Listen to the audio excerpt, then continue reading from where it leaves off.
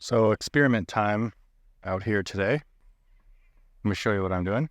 So the issue that I'm trying to solve is in areas like this where I have really dense grass. And this is an area that last year, it usually got a lot of heat stress, sometimes some fungus. And so I did a pretty aggressive shave on it.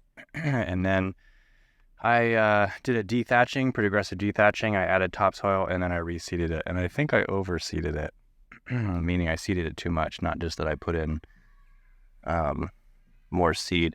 It's super, super thick. So last fall it came in amazingly, and then it started to get yellow towards the end of the season. I couldn't figure out why, and I think what's happening is that it's so thick that the grass is actually competing with itself and not able to thrive.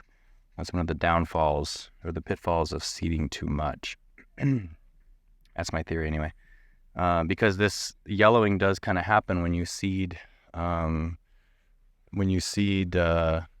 if you seed correctly, and then maybe the seed will pool to one side and you get like this like super thick area, and then you get super thin areas that you have to reseed, but the super thick areas can crowd each other out and then you have a problem. So what I am trying to do is an experimental dethatcher. Now today is July 7th. It's in the middle of the July. We just had some crazy heat waves. It's calmed down a little bit. We got a lot of rain in the last week, or at least a decent amount. So conditions for the middle of summer are right, and this is just an experiment to see if I'm going to kill the grass here or not. So what I did is I put my dethatcher on the lowest setting that it is. Now I use the Greenworks thatcher. I do have a review of this thatcher. Basically the review is it works great, but you do need a cord.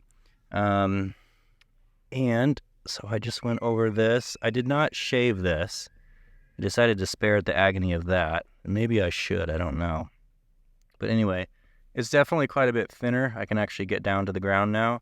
Definitely looks like bluegrass the way this is growing. So I'm going to see if that, when this comes back, is it able to get to a darker green than the surrounding areas, given the same fertilizer and the same water treatment. I kind of think it might.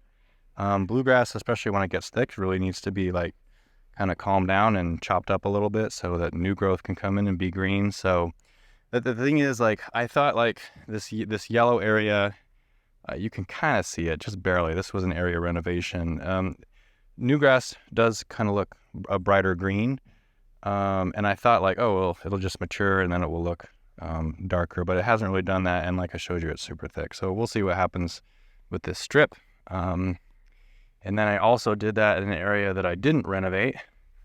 Right here, just my mower for picking up the shreddings. So this is an area that is mostly grew grass, and this is probably one of the best areas of grass in the yard to get lots of sun, and there's not a lot of foot traffic.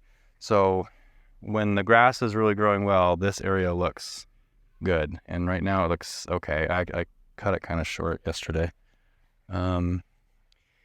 Anyway, but this is kind of the same thing. Like I put like last year I tried like just really going heavy on fertilizer and stuff, and it did work. In the fall it looked amazing, but it can't get to a certain greenness except for in like certain pockets and stuff. And so I'm kind of wondering if it's a density issue, because this area has probably never been dethatched. And it's a lot of bluegrass. And anyway, so I'm gonna try it. So same thing here. I kind of pulled that out. This is some area that is not dethatched. Can't see the ground in there. Now you can see the ground. So yeah, I just did one round with the